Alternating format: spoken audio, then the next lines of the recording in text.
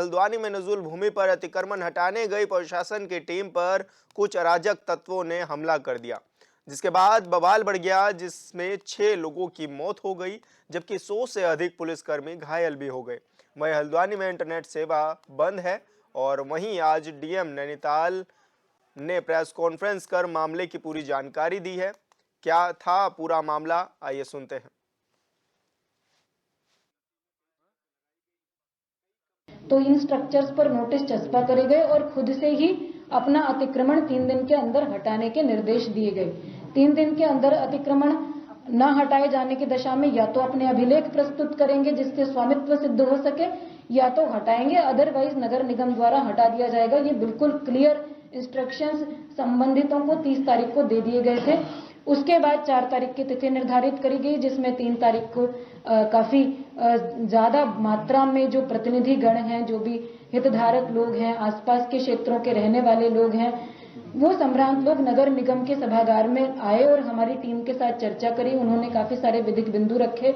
उन्होंने अपने प्रत्यावेदन दिए और हमसे ये मांग करी कि हमें उच्च न्यायालय में, माननीय उच्च न्यायालय में जाने का एक अवसर दिया जाए। माननीय उच्च न्यायालय का जो भी निर्णय होगा हमको स्वीकार होगा।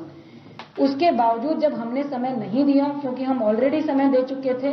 तो हमारी जो रात को फ्लैग मार्च की कार्रवाई हुई, फोर्सेस वहां पहुंची अगले दिन के डिमोलिशन ड्राइव के लिए, तो उनके द्वारा कुछ डॉक्यूमेंट्स प्रस्तुत करे गए, जिसमें एक 2007 का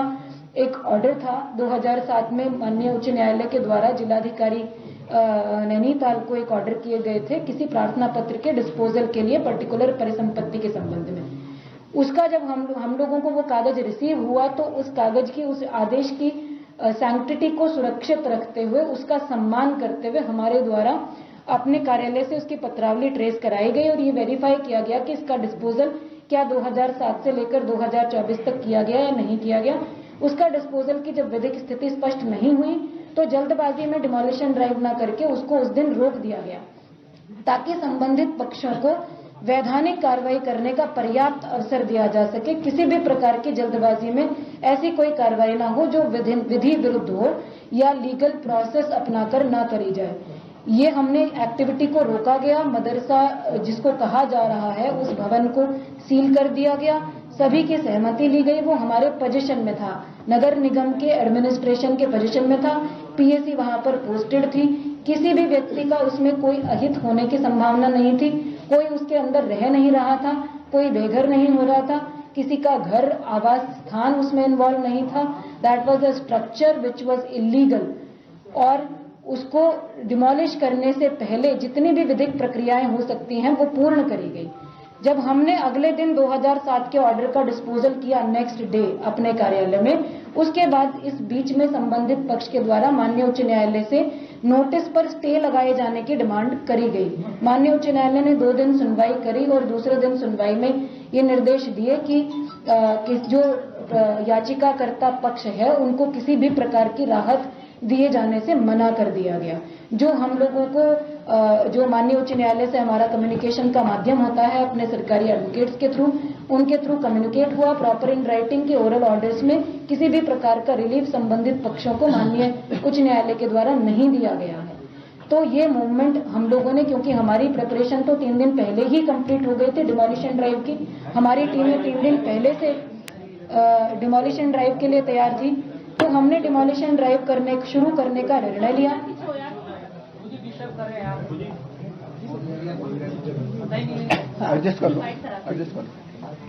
तो हमारे द्वारा डिमोलिशन ड्राइव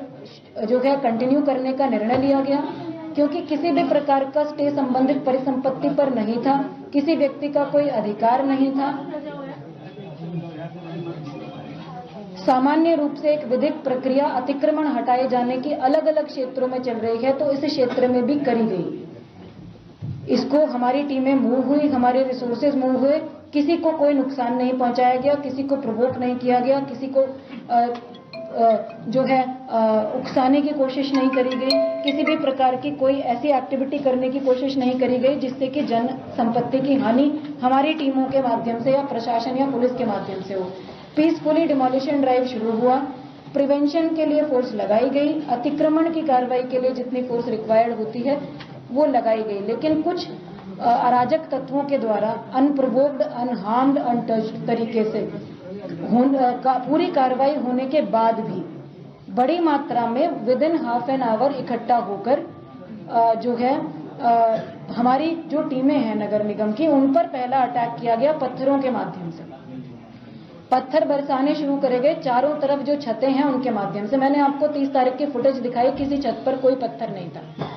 तो जिस दौरान ये सारी विधिक प्रक्रिया चल रही थी, जब हम सुनवाई कर रहे थे, माननीय उच्च न्यायालय सुनवाई कर रहा था, तो छतों पर पत्थर उस दौरान इकट्ठे करे गए। इसका मतलब इट वाज प्लान्ड कि जिस दिन भी डिमोलिशन ड्राइव होगी, हम उस दिन इस तरह से फोर्सेस को अटैक करेंगे, इस तरह से डिमोरलाइज करने की कोशिश करेंगे स्टेट मशीनरी को। तो पत्थरों का अटैक हुआ जब हमारी टीम पीछे नहीं हटी, हमने डिमोलिशन ड्राइव को जारी रखा, हमारे ऑफिसर्स ने। उसके बाद जब पहली मॉब जो आई पत्थरों के साथ, उनको डिस्बर्स कर दिया गया, तो दूसरी मॉब आई जिनके हाथों में पेट्रोल बम थे, जो फ्यूल होता है उसकी प्लास्टिक की बॉटल्स थी, उसमें उन्होंने आग लगा लगा कर फेंकी। आप लोगों ने वीडियो फुटेज में भी देखा, आप लोग अभी तक सब कवर भी कर चुके हैं। ये फेंका गया, ये भी अनप्रोवोक्ड था, बिल्कुल प्रोवोक नहीं किया गया था। तब तक हमारी टीम ने किसी भी प्रकार का फोर्स इस्तेमाल करना शुरू भी नहीं किया था। They were busy in demolishing the structure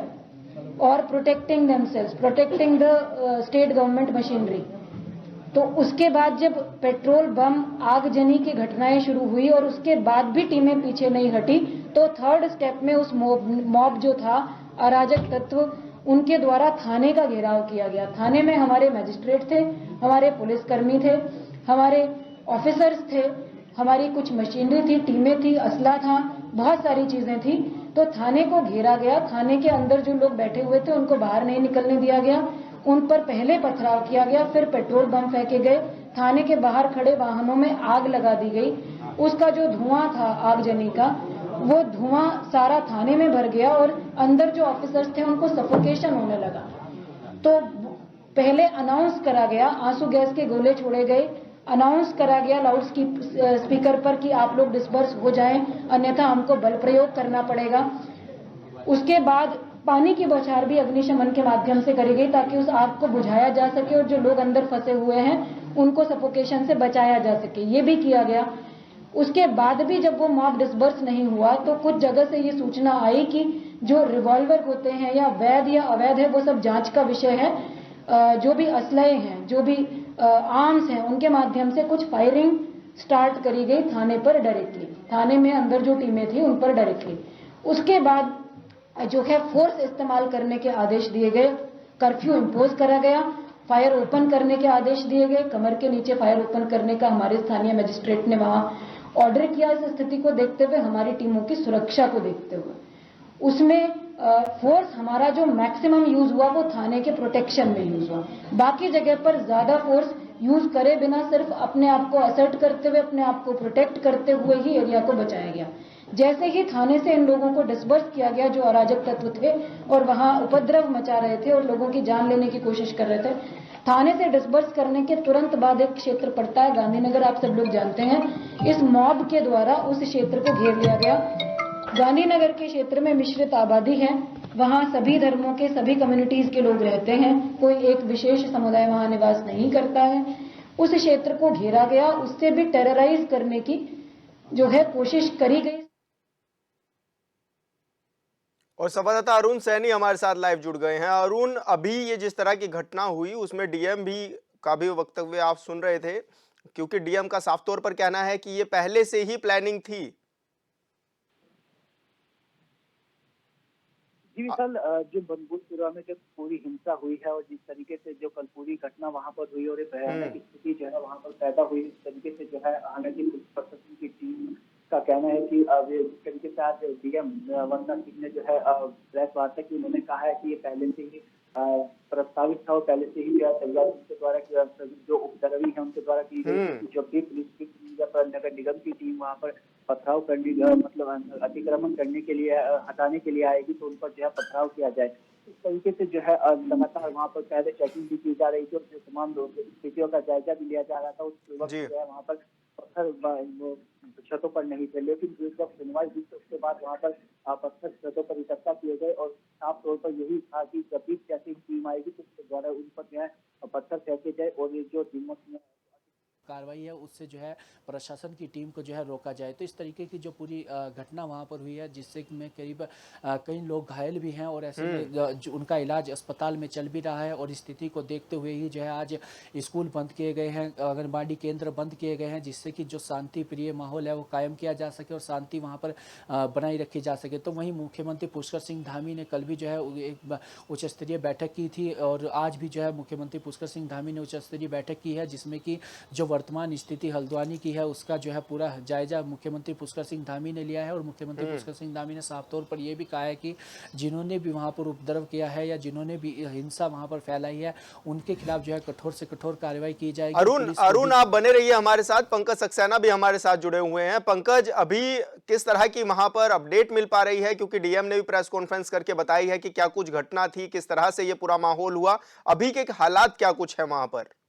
देखिए बताना चाहूंगा, अभी पूरी तरह से जो है यहाँ पे कर्फ्यू लगा दिया गया है और जो है यहाँ पर जो है किसी कोई भी बाहरी व्यक्ति के बनबुलपुरा क्षेत्र में आवाजाही बंद कर दी गई है। केवल पुलिसकर्मी यहाँ पर ही रहेंगे और पूरी तरह से जो है पूरी टीम भी यहाँ पे पहुंच चुकी है, जांच की जा रही है, जगह जगह पूरे दस्तावेज खंगाले जा रहे हैं और सबसे बड़े पैरामिलिट्री फोर्स यहाँ पर आ गई है, पीएसी यहाँ पर आ गई है, स्थानीय पुलिस बल, अतिरिक्त पुलिस बल भी यहाँ पर आ चुका है और पूरी तरह से यहाँ पे जो है संवेदनशील इलाकों को पूरी तरह से सील कर दिया गया। बनपुर एक तरफ से पूरा कर्फ्यू लगा दिया गया है और जगह जगह और अन्य इलाकों में धारा 144 लागू कर दी गई है। जी डीएम जैसे कि कह रही हैं कि पहले से ही पूरी प्लानिंग है, ये पहले ही, क्योंकि जब उन्होंने फुटेज चेक कराए तो कि पहले ही ये पत्थर ऊपर छत पर नहीं थे, बाद में छत पर पत्थर भी ले जाए गए और जिस तरह से आग की घटना हुई, फायरिंग हुई, तो कहां से ये इनके पास इतना सामान आ गया?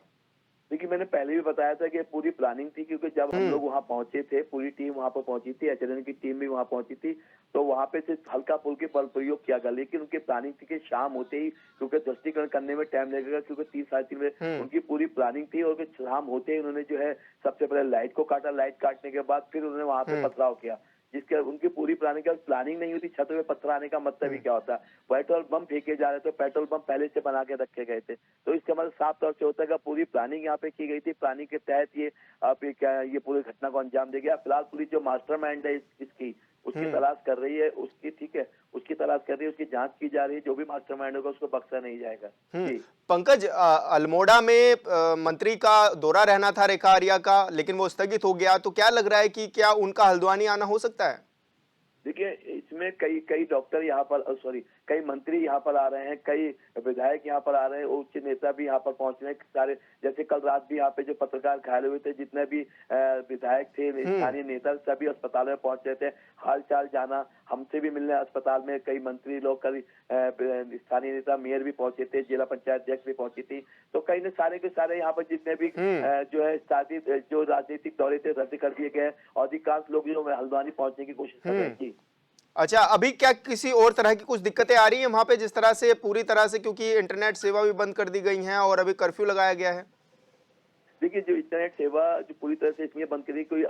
किसी अन्य प्रकार की कोई घटना ना है, सोशल मीडिया पे कोई किसी प्रकार का वीडियो वायरल ना हो सके, जिसके चलते इंटरनेट सेवा बंद कर दी गई है। और बनपुरपुरा की बात करते हैं, पूरा बनपुरपुरा कर्फ्यू में तब्दील कर दिया गया। चप्पे चप्पे में पुलिस है, पुलिस अब जितनी भी गाड़ियां जलाई गई हैं उसको इकट्ठा कर रही है, एकत्रित कर रही है, जगह जगह वहाँ पर पुलिस पहुंच चुकी है। और सबसे बड़ी बात है जो है यहाँ पर जो कोई भी व्यक्ति और बनपुरपुरा क्षेत्र में ना आ सकता है ना अंदर जा सकता है, केवल पुलिसकर्मी भी वहाँ पर मौजूद है। जी बिल्कुल पंकज, बहुत बहुत शुक्रिया आपका हमारे साथ जुड़ने के लिए। और सीधा रुख करेंगे अरुण सैनी का। अरुण,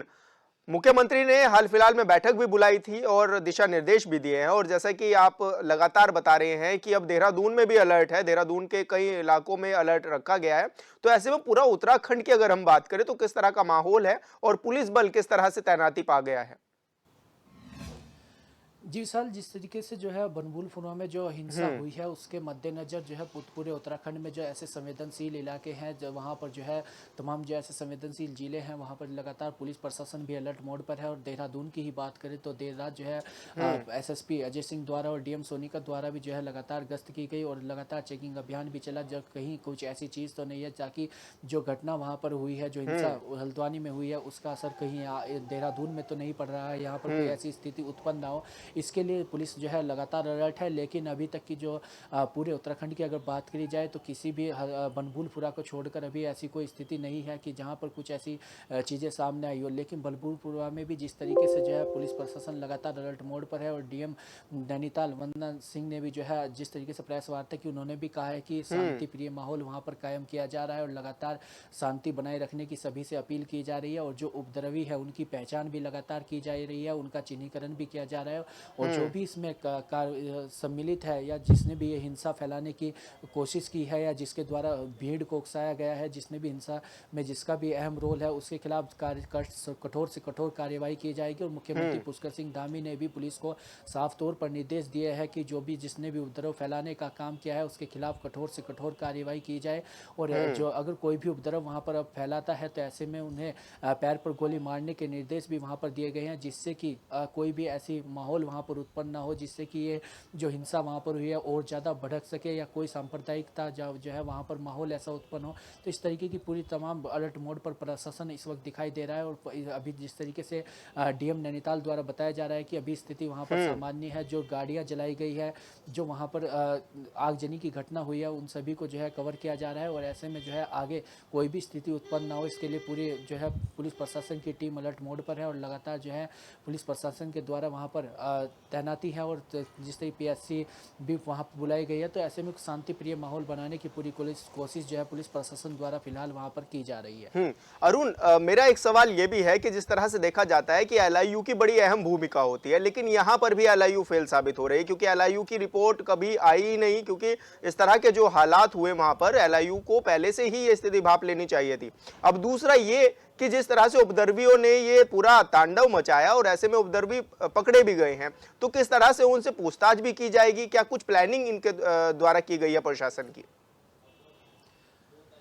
जी विशाल, देखिए जिस तरीके से डीएम नैनीताल वंदना सिंह ने प्रेस वार्ता की है और उन्होंने अपनी प्रेस कॉन्फ्रेंस में कहा है कि जैसे ही जब अतिक्रमण हटाने की जो कार्यवाही है उससे पहले जो तमाम तैयारी की जाती है,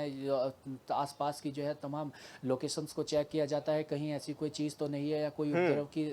आशंका तो नहीं है, उसको लेकर जब वहाँ पर ड्रोन के जरिए भी निगरानी की गई। लेकिन 30 तारीख की जो फुटेज डीएम ने कहा कि वो दिखाई गई हैं, तो ऐसे में वहाँ पर छतों पर पत्थर नहीं थे, लेकिन अचानक से ही वहाँ पर छतों पर पत्थर इकट्ठा किए गए। तो ये कहा जा रहा है कि ये पहले से ही जो है प्लानिंग के तहत था कि जैसे ही अतिक्रमण हटाने के लिए नगर निगम की टीम पहुंचेगी या जिला प्रशासन की टीम पहुंचेगी तो उन पर जो है पथराव किया जाए और ऐसे में जो है ये पूरा प्लानिंग पहले से ही की गई थी। तो ऐसे में कहीं ना कहीं जो है एलआईयू का फेलियर इसमें नजर आ रहा है कि जिस तरीके से लगातार जो है इंटेलिजेंस फेलियर भी इसमें नजर आ रहा है कि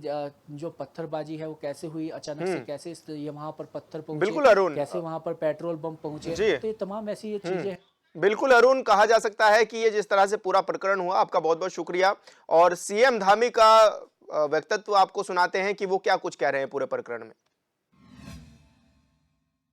हल्द्वानी के बनभूलपुरा क्षेत्र में न्यायालय के आदेशों के क्रम में प्रशासन की टीम अवैध अतिक्रमण को हटाने गई थी। वहां पर कुछ अराजक तत्वों के द्वारा पुलिस के साथ झड़प हुई है, पुलिस के साथ संघर्ष हुआ है वहां पर, और कुछ पुलिस के लोगों को, प्रशासन के लोगों को चोटें आई हैं। वहां पर अभी तत्काल अन्य कंपनियां पुलिस की और केंद्रीय बलों की भेजी जा रही है। सभी से शांति बनाने का हमने अपील की है, कर्फ्यू लगा दिया गया है और जो भी इसमें दंगाई होंगे, जो भी इस प्रकार का अतिक्रमणकारी होंगे, जिन्होंने आगजनी की है, उनके खिलाफ कठोर कार्रवाई की जाएगी।